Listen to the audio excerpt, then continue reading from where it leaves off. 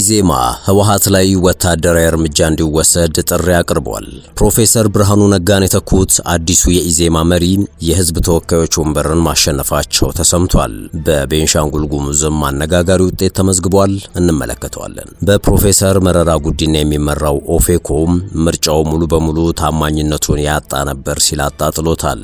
በሌላ በኩል ያመነው ፋኖ ክዶናል ሲሉ አነጋጋሪ ክስ ስላሰሙት አርበኛ መሳፍንት ተስፉም የምንላቸው ይኖረናል። በጎንደሩ ምርጫ አሸናፊ የሆኑት ጣሂር መሐመድ ጽንፈኛ ሲሉ የጠሩትን ፋኖ ወንጅለዋል። የዚህ ዝርዝርም ትኩረታችን ነው። ጤና ይስጥልን። የሰዓቱ የመረጃ ጥንቅራችን እነዚህንና ሌሎች ወቅታዊ ጉዳዮችን የሚያስመለክታችሁ ይሆናል። እንደተለመደው እየሰማችሁን አብራችሁን ቆዩ የአክብሮት ግብዣችን ነው።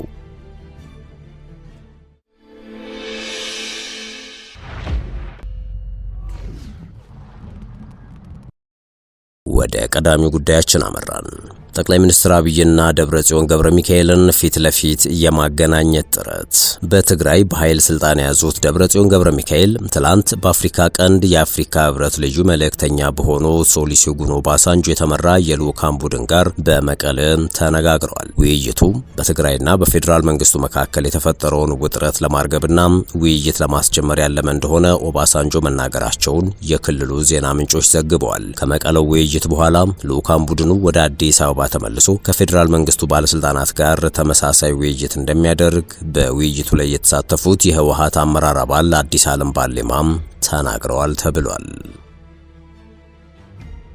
አርበኛ መሳፍንት ተስፉ አክብረን የሾምነው ፋኖ ተደራድሮ ሸጠውናል ሲሉ ወንጅለዋል። በጎንደር ሰሜናዊ ክፍል የሚንቀሳቀሱት መሳፍንት የአማራ ህዝብ መሬታችንን ያስመልሳል፣ ርስታችንን ያጸናል፣ ነጻነታችንን ያውጃል ብሎ የሾመው ፋኖ በምላሱ ተደራድሮ በአደባባይ ሸጠውናል ሲሉ መናገራቸው ውዝግብ አስነስቷል። አርበኛ መሳፍንት ተስፉ ይህንን የተናገሩት ህዝብ ይስማኝ እወቁልኝ በማለት ባስተላለፉት የቪዲዮ ንግግራቸው ላይ ነው። በዚህ ንግግራቸው የፋኖ ተልእኮ ከተደራጀለት ዓላማ ጋር ፈጽሞ አልተገናኘም ሲሉ ገልጸው ትግላቸው ፍየል ወዲያ ቅዝምዝም ወዲህ ሲሉ ተችተዋል። እኛ የምናውቀው ፋኖ በማይካድራ በጭና በራያ ለማንነቱ የሞተውን ፋኖ ነው ያሉት አርበኛ መሳፍንት ያለ አማራ ህዝብ ፈቃድ እናውቅና ሱዳንና ኤርትራ የሚላላከውን ግን አናውቀውም፣ ከኛ ወገን አይደለም ብለዋል። አማራና ኢትዮጵያን ለመሸጥ የሚኳትን ኃይል አላውቀውም፣ የአማራ ህዝብም መጠየቅ መጀመር አለበት የሚሉት አርበኛው በምላሱ እየደለለ ሀገር የሚሸጥን ኃይል በቃ ልንለው ይገባል ነው ያሉት።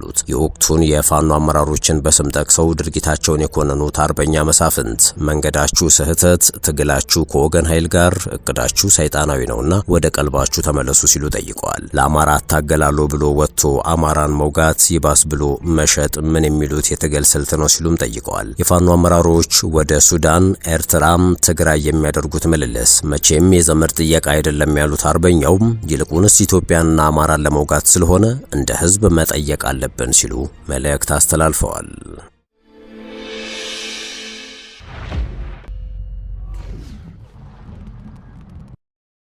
ኢዜማ ህወሓት ላይ ወታደራዊ እርምጃ እንዲወሰድ ጥሪ አቅርቧል።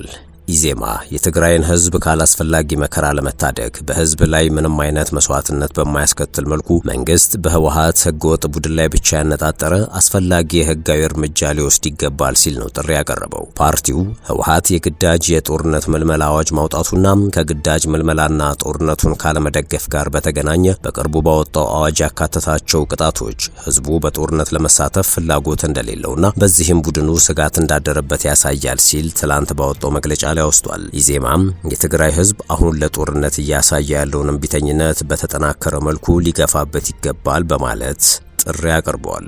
ከኢዜማ ጉዳይ አልወጣንም። ፕሮፌሰር ብርሃኑ ነጋን የተኩት አዲሱ የኢዜማ መሪ የህዝብ ተወካዮች ምርጫ ማሸነፋቸው ተሰምቷል። በቤንሻንጉል ጉሙዝም አነጋጋሪ ውጤት ተመዝግቧል። የጠቅላይ ሚኒስትር አብይ አህመድ ብልጽግና ፓርቲ እጩ ባላቀረበባቸውም በአዲስ አበባና በቤንሻንጉል ጉሙዝ የሚገኙ የምርጫ ክልሎች ተቃዋሚዎች የህዝብ ተወካዮች ምክር ቤት መቀመጫዎችን ማሸነፋቸውን የኢትዮጵያ ብሔራዊ ምርጫ ቦርድ ይፋ አድርጓል። በአዲስ አበባ ምርጫ ክልል 18 የኢትዮጵያ ዜጎች ለማህበራዊ ፍትህ መሪ የሆኑት ኢዮብ መሳፍንት የህግ አውጪውን ምክር ቤት መቀመጫ አሸንፈዋል። በቅርቡም የትምህርት ሚኒስትሩ ብርሃኑ ነጋን በመተካት የኢዜማ መሪ የሆኑት ኢዮብ ባሸነፉበት የምርጫ ክልል ገዢው ብልጽግና ፓርቲ እጩ አላቀረበም። ይሁንና ከኢዜማ በተጨማሪ ነጻነትና እኩልነት ፓርቲ፣ የኢትዮጵያ ዴሞክራቲክ ህብረት፣ የወሎ ህዝቦች ዲሞክራሲያዊ ፓርቲ፣ ባልደራስ ለእውነተኛ ዲሞክራሲ፣ ትብብር ለኢትዮጵያ አንድነትና ህዳሴ ፓርቲ ተወዳድረዋል። በምርጫ ክልሉ 28977 መራጮች የተመዘገቡ ሲሆን የኢዜማው ኢዮብ መሳፍንት ያሸነፉት በ12130 ድምጾች ነው። በቤንሻንጉል ጉሙዝ ክልል ውስጥ በሚገኘው ካማሺ ምርጫ ክልል ያለምንም ተቀናቃኝ የቀረቡት የጉሙዝ ህዝብ ዲሞክራሲያዊ ንቅናቄ እጩም መኮንን ጎለሳ የህዝብ ተወካዮች ምክር ቤት መቀመጫን ማግኘታቸውን ቦርዱ ይፋ አድርጓል። በካማሺ የምርጫ ክልል 36054 መራጮች ተመዝግበው እንደነበር የገለጸው ቦርዱ መኮንን ጎለሳ 15518 ድምጾችን እንዳገኙ አስታውቋል። ከዚሁ ጋር በተያያዘ በጎንደሩ ምርጫ አሸናፊ የሆኑት ጣሂር መሐመድ ጽንፈኛ ሲሉ የጠሩትን ፋኖ ወንጅለዋል። የአማራ ብሔራዊ ንቅናቄ አባል አቶ ጣሂር መሐመድ ጽንፈኛ ቡድኑ ሰባተኛው ጠቅላላ ምርጫ እንዳይሳካ ያደረገው ሙከራም በሰላም ወዳዱ ህዝብ ከንቱ ህልም ሆኖ ቀርቷል ሲሉ ተደምጠዋል። አቶ ጣሂር በምርጫውና ተያያዥ ጉዳዮች ዙሪያ ባደረጉት ውይይት ላይ እንዳሉት የአማራ ክልል ህዝብ በነጻነት የራሱን መሪዎች እንዳይመርጥ ጽንፈኛው ቡድን ከታሪካዊ ጠላቶች ጋር ጭምር በመቀናጀት ምርጫውን የማደናቀፍ ተግባራት ላይ ተጠምዶ ቆይቷል ባይ ናቸው። ጽንፈኛው ሲሉ የጠሩት የፋኖ ኃይል መራጩን ህዝብ በዚህ ምርጫ ተሳተፍና ይህንን ታደርግና የሚሉ ዛቻና ማስፈራሪያዎችን ጭምር በመጠቀም አደገኛ ቅስቀሳዎችን ሲያደርግ ቆይቷል ሲሉ አስታውሰው በመሰል እንቅስቃሴዎች ህዝቡ ዋጋ ሲከፍል ቆይቷል ሲሉም ጠቅሰዋል። እንዲያም ሆኖ የአማራ ክልል ህዝብ ጫናዎችን ተቋቁሞ ለሰላምና መረጋጋት ቅድሚያ በመስጠት ምርጫውን እንዲሳካ አድርጓል ብለዋል አቶ ጣሂር። ለዚህ በሳል ውሳኔ ህዝቡ ሊመሰገን ይገባልም ሲሉ አክለዋል። በዚህ ሁሉ ጫና ውስጥ ህዝቡ ወጥቼ እመርጣለሁ የምፈልገው መደበኛ የሆነ የመንግስት አስተዳደር ነው በሚል መርህ በመመራት ምርጫውን ማሳካቱ ከኢትዮጵያ ብሔራዊ ጥቅም በተጻራሪ የሚንቀሳቀሰውን ጽንፈኛ ቡድን የአማራን ህዝብ እንደማይገልጸው ማሳያ ነው ሲሉም አክለዋል። በህዝቡ ድምጽ የሚመሰረተው መንግስት ዘላቂ ሰላም ግንባታ ላይ በከፍተኛ ኃላፊነት ሊሰራ እንደሚገባ ያመላከተ ነው ያሉት አቶ ጣሂር ህዝቡ በሰላም ዙሪያ በሚሰሩ ስራዎች ተባባሪና ቁርጠኛ መሆኑን ያሳየበት ምርጫ ነው ሲሉ አብራርተዋል። በአማራ ክልል የተካሄደው ምርጫ ስኬታማ እንዲሆን የሀገር መከላከያ ሰራዊት፣ የክልሉ የጸጥታ ኃይልና ሚሊሻዎች በየደረጃው ካሉ አመራሮች ጋር በቅንጅት ያከናወኑት ተግባር ጉልህ ሚና ተጫውቷል ሲሉም ነው የገለጹት። ይሄ ውጤት ደግሞ በመንግስትና በመደበኛው ስርዓት ህዝቡ እንዲተማመን ያስቻለ ነውም ብለዋል። እንደ አቶ ጣሂር ገለጻ የኢትዮጵያን ብሔራዊ ጥቅም የሚጋፋ የኃይል አሰላለፍ ህዝቡንም ሀገርንም ዋጋ የሚያስከፍል በመሆኑ ህዝቡ በዚህ ላይ ግንዛቤ ጨብጦ ለሰላምና ዲሞክራሲ ግንባታ የራሱን አሻራ እንዲያሰርፍ የአማራ ብሔራዊ ንቅናቄ እየሰራ ነው። ጥያቄዎች የሚመለሱት በኃይል ነው የሚል አቋም ይዘው እየተንቀሳቀሱ ያሉ አካላት ሰላማዊ መንገድን በመምረጥ ችግሮች በውይይት የሚፈቱበትን አውድ መፍጠር ላይ ሊሰሩ ይገባል ሲሉ አጽንኦት መስጠታቸውን ኢዜአ ዘግቧል። መንግስት የሰላም ጥሪ አቅርቦ በሩን ክፍት ማድረጉ የሚበረታታ ነው። ይሄ ስራ ተጠናክሮ ሊቀጥል ይገባል በማለትም ጭምር። የሸገር ታይምስ ነው። የመረጃ ጥንቅራችን መደመጡን ቀጥሏል። በፕሮፌሰር መረራ ጉዲና የሚመራው ኦፌኮ ምርጫው ሙሉ በሙሉ ታማኝነቱን ያጣ ነበር ሲል አጣጥሎታል። ሰባተኛው ጠቅላላ ምርጫ ሙሉ በሙሉ ታማኝነቱን ያጣ ነበር ሲል ኦፌኮ ተችቷል። የኦሮሞ ፌዴራላዊ ኮንግረስ ኦፌኮ በአስከፊ ሁኔታዎች ውስጥ የተካሄደ ያለው ምርጫ ዘላቂ ሰላምን፣ የተረጋጋ ዲሞክራሲንና የኢኮኖሚ እድገትን ሊያመጣ እንደማይችል አቋሙን አሳውቋል። ኦፌኮ ረዘም ላሉ ዓመታት በኢትዮጵያ ፖለቲካ ውስጥ የዘለቀ ቢሆንም ግንቦት 24 2018 ዓመተ ምህረት በተካሄደው ምርጫ የተሳተፈው ህጋዊ ፓርቲነቱን ለማስጠበቅ ብቻ እንደሆነ አስቀድሞ ገልጾ ነበር። ፓርቲውም ምርጫ ከመካሄዱ በፊት ግጭቶች በአስቸኳይ እንዲቆሙ፣ የፖለቲካ እስረኞች ያለምንም ቅድመ ሁኔታ እንዲፈቱ፣ የተዘጉ የፖለቲካ ፓርቲ ጽህፈት ቤቶች እንዲከፈቱ ጠይቆ እንደነበር ባወጣው መግለጫ አስታውሷል። ምርጫውን የታዘቡት የአፍሪካ ህብረትና የምስራቅ አፍሪካ የልማት በይነ መንግስታት ድርጅት ወይም ኢጋድ ልዑካን የሰጧቸው መግለጫዎች እጅግ የሚያሳዝንና የዲሞክራሲን መርህ ያቃለለ በማለት ኦፌኮ ኮንኗል። ኦፌኮ እንዳለው በሚሊዮኖች የሚቆጠሩ ዜጎች ከምርጫ መገለል ችላ ብሎ ለይስሙላ ምርጫ እውቅና መስጠት አምባገነናዊ ስርዓትን ከማጽናት የዘለለም ትርጉም የለውም።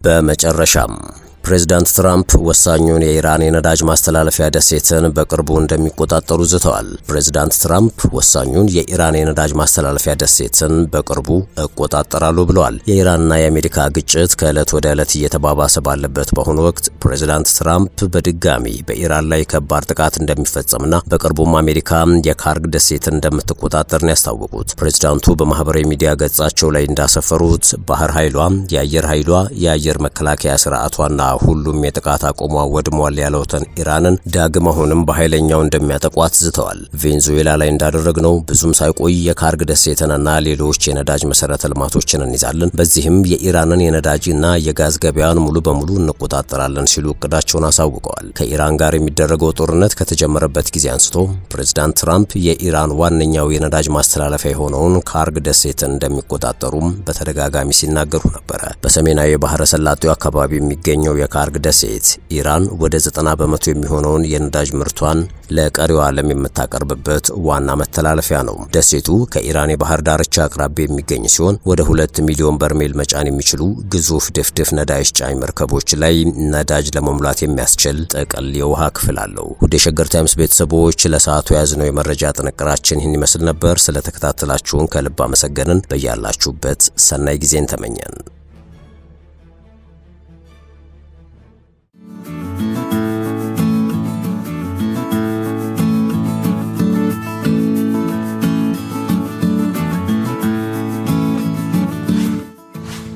ሸገር ታይምስ ሚዲያን ሰብስክራይብ በማድረግና ደወሉን በመጫን ይከተሉን።